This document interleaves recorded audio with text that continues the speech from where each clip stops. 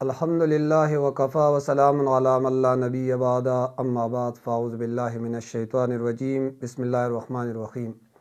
वाहिदना इला इब्राहीम व इस्माईल अन तहिर बैतिया लित्वाइफीन वल आकिफीन वर्रुक्का सुजूद। इज़्ज़तमंदो, रमज़ानुल मुबारक आखिरी अशरा अगर रवाना दा दागे पे एतबार सरा द इत्तिकाब यो मुतालिक यो सो खबरे स्तासो मखे तारस कोम। इत्तिकाब द अरबाई जब लफ्ज़ दे पमाना द इसारे दो माना खपल ज़ान रा बंदोल ए खपल ज़ान इसारोल पमाना बांध दे। द शरीयत पे इस्तिलाह के इत्तिकाब द रमज़ानुल मुबारक आखिरी अशरा इबादत पे नियत बांधी जुमात की इसारे दो तवई और नफ्स इत्तिकाफ आगा दाद आगे इबादात न दे च द मख के अनबिया अलैहिस्सलातु वस्सलाम द ज़माने ना रारवान दे मख के कौमुनों के हम इत्तिकाफ इबादत दा मौजूद हो। अल्लाह कुरान करीम के फरमाई वाहिदना इला इब्राहीम मंगा हुक्म करो इब्राहीम अलैहिस्सलाम व इस्माईल अलैहिस्सलाम ता अन तहिरा बैतिया चिफाक कई जमादा कोर लित्वाइफीना दफ़ार द तवाब को उनको वल आकिफीना और दफ़ार द इत्तिकाब को उनको वर्रुक्का सुजूद और दफ़ारा द रुकू को उनको और दफ़ारा द सिजदे को उनको। और दा खबर दीम वाज़िह है च फ़ुक़हाए किराम अगई ब्या द इत्तिकाब द्रे किस्म बयान करी दी। यो इत्तिकाब अगा वाजिब दे, द्वेम इत्तिकाब अगा सुन्नत दे और द्रेम इत्तिकाब अगा नफल दे। इत्तिकाब चिकम वाजिब दे अगा नज़र यानी मनख्ता जे यो सड़े दा वही कि ज़मा दा कार उश नज़बा दुमरा रज़ इत्तिकाब को या से शर्त न दे लगोले द शर्त न बग़ैर वही च मादूरा रज़ इत्तिकाब अगा पजान बांधे लाजिम करो ब्या दगा इत्तिकाब पद बांधे वाजिब शो और च सोरा रज़ नियत कड़ई अगा रज़ी पूरा कोल ब्या पदे इंसान बांधे ज़रूरी दी।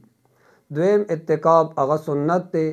द रोजे द म्याश्ते आखिरी लस रज़ो कि चिकम इत्तिकाब कीगी चूँकि दा नबी अलैहिस्सलातु वस्सलाम आदत मुबारक आखिरी अशरा द रमज़ानुल मुबारक पागे की बेदा इत्तिकाब कोलो बल इत्तिकाब अगा नफल ले और मुस्तहब आदा दे चे अगे दफ़ार खुयौस द सवक़त अगा तायुन अगम निश्ते और दरज़ मकदार अगम निश्ते चिकम वक़्त जुमात ता सड़े दाखिल शो द इत्तिकाब नियत उको नु बस जिसम वक़्त द जुमात के तेर को बस दा तरह इत्तिकाब सवाब पागे बांधे हासिलेगी। हाँ ब्या चिकम सुन्नत इत्तिकाब दे दागे हुक्म दा दे को पूरा महल्ले ना यो कस इत्तिकाब तकेनास नु टोल महल्ले वालो ज़िमा ख़लास अशवा। हाँ ब्या दा सुन्नत सरा वाज़िह तौर बांधे और किताबुल्लाह ना दलालत पर तौर बांधे दा साबित थे। कुरान करीम की वही वला तुबाशिरूहुन्ना व अंतुम आकिफून फिल मसाजिद द रमज़ान आखिरी अशरा फागे के इत्तिकाब कोल दाद नबी अलैहिस्सलातु वस्सलाम मुस्तकिल सुन्नतु फजीलत बनूर सी च नबी अलैहिस्सलातु वस्सलाम प इत्तिकाब द रमज़ानुल मुबारक चिकम आखिरी लस रज़ी दी पदे बाने नबी अलैहिस्सलातु वस्सलाम हमें शवाले कड़े रहे देवा जना इमाम ज़ोहरी रहमहुल्लाह अगा फरमाई वही पदे खल को ताज्जुब दे चे दा सुन्नत दे खल को प्रे खुद रे हालांकि नबी अलैहिस्सलातु वस्सलाम बाज़ी उमूर अगा बेकुल कल ब अगा प्रे खुदल खुच कला नबी अलैहिस्सलाम मदीने मनव्वरे त हिजरत उको नबी अलैहिस्सलातु वस्सलाम द आगा वक़्त नवाले तर वफ़ात पूरे बेलान आगा नबी अलैहिस्सलातु वस्सलाम रमज़ानुल मुबारक इत्तिकाब अगा कड़े रे तर वफ़ात पूरे और ब्या आखिरी काल बांधे नबी अलैहिस्सलातु वस्सलाम ब्या फ़ाग काल वफ़ातुम शो फ़ाग बांधे शल रज़ इत्तिकाब कड़ो। अगम अबू हुरैरा रज़ियल्लाहु ताला अन्हु फरमाई नबी अलैहिस्सलाम बहर रमज़ान के लस रज़ आखिरी दा इत्तिकाब को द वफ़ात पूरे खुद वफ़ात तो पकाल बांधे नबी अलैहिस्सलाम इत्तिकाब शल रज़ कड़ो। ब्या उलमाए किराम अगई लिखली दी च दा शल रज़े द देव जना च नबी अलैहिस्सलातु वस्सलाम बांधे मुनकशिफ शेवा च दास्ता आखिरी रमज़ान दे नो अगई गुख्तल च आमाल खैर अगई के डेरवाले उशी او دای خول چې بیا امت هم عمل خیر کې کوشش کوي او هغوی ته دا ظاهر شي. بعض علماء کرام فرمایي چې نبی علیه الصلاۃ والسلام آخري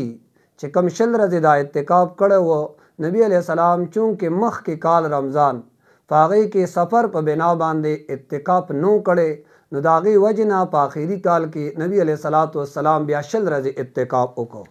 او باقی اعتکاف ابن عباس رضی الله تعالی عنہ فرمایي چې نبی علیه الصلاۃ والسلام که فرمایلی دي قال فی المعتکف ویعتکف الذنوب ویجری له من الحسنات کعامل الحسنات کلها. و ابن عباس وایي چې نبی علیه السلام فرمایلی دي چې د معتکف یعنی اعتکاف کوونکي هغه په باره کې ارشاد وفرمایي، یو هغه خو د ګناهونو نه محفوظ اوسي، او بل دا چې هغه دپاره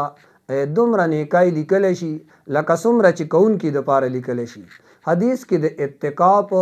2 خاص فایدې هغه ذکر کوي. اوله فایدې دا ذکر کړې ده چې انسان د ګناه نه بالکل محفوظ وي، او دویم دا چې ډېر نیک کارونه چې د اعتکاف د وجې دی هغې کې شریکېدی نشي، مثال جنازې له نشي تللی، او دویم د چا تعزیت له نشي تللی، نو الله وله د هغې ثواب هم ورکوي. عائشہ رضی الله تعالی عنها فرمایي چې نبی علیه السلام رمضان المبارک آخري عشره هغې کې به اعتکاف کو تر دې پورې چې نبی علیه الصلاۃ والسلام بیا وفات شو. د وفات نه بعد د نبی علیه الصلاۃ والسلام بیبیان ازواج مطهرات هغه هم دغه کشان ته اعتکاف هغه جاری ساتو، او دا متفق علیه روایت ته. او بل روایت کې د عائشہ رضی الله تعالی عنها راځي چې آخري عشره به شروع شوه، نبی علیه الصلاۃ والسلام لنګ به مضبوط وتړو او شپې به بیا رونولې، او د کور خلک هغه به ویښولو. لنګ کلک تړلو نه مطلب دا د عبادت کې به ډېر زیات کوشش کو. اسیم نبی علیه الصلاۃ والسلام رمضان المبارک میاشت چې به شروع شوه، نبی علیه الصلاۃ والسلام عبادت په ډېر اهتمام او کثرت سره کو. خو آخري عشره چې کومه وه په هغې کې چې نبی علیه السلام کوم عبادت کو د هغې بالکل صحت هم نو. اعتکاف مختصر مسائل یو څو ذکر کوو. رمضان المبارک د 20مې روژې د نور ډوبېدو نه مخکې چې کوم ځای سړی اعتکاف ته کینی، جومات ته داخلېدل بیا لازم دي 10 منټه مخکې یا 15 منټه مخکې، او دا چې داخل شي جومات ته بیا د اختر د میاشت لیدو پورې د جومات نه به وځي نه، بغیر ضرورت نه جومات نه وتل بیا د اعتکاف دوران کې نشته. معتکف چې څوک اعتکاف کوي هغه له پکار دي چې 20مه روژه د نور د ډوبېدو نه مخکې چې کوم جومات کې دی د اعتکاف دپاره کینی یا اعتکاف کوي، او دا اعتکاف سنت مؤکد علی الکفایه، که یو کس د ټولې محلې د طرف کېناسته د ټولې محلې نه، نو د ټولو ذمه هغه خلاصه شوه. آخري عشره کې که څوک یو ورځ لیټ کېناسته اعتکاف ته مکمل عشره نه وه، نو دا اعتکاف به سنت نه بلکې دا به نفل اعتکاف شي. او بل دا چې زنانه هغه هم په کور کې اعتکاف ته کېناستی شي. او بل دا اعتکاف نیت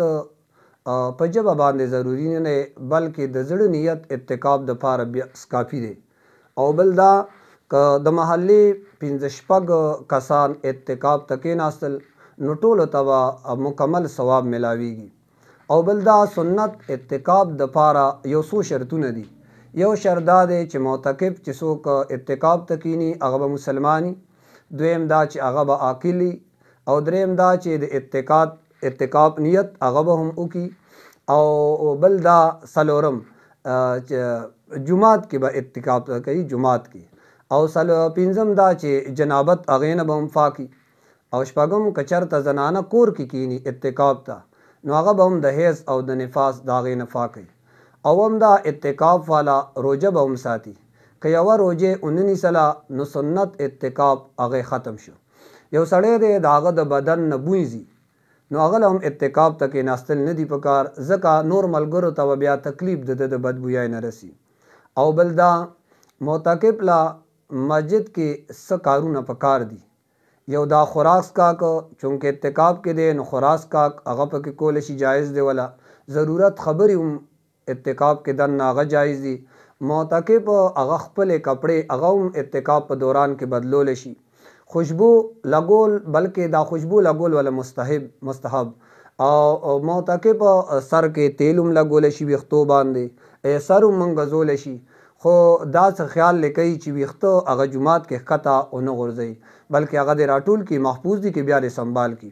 یو ډاکټر صاحب اعتکاف ته ناست دی، یو مریض وله راغی نو چیک اپ وله کولی شي، دا نه چې هلته کلینیک کولاو کړي بس مریضان دې ګوري، نه که چېرته هسې داسې یو مریض راغی هغه چیک اپ کوي نو کولی دې شي. باقي د اعتکاف د ځای نه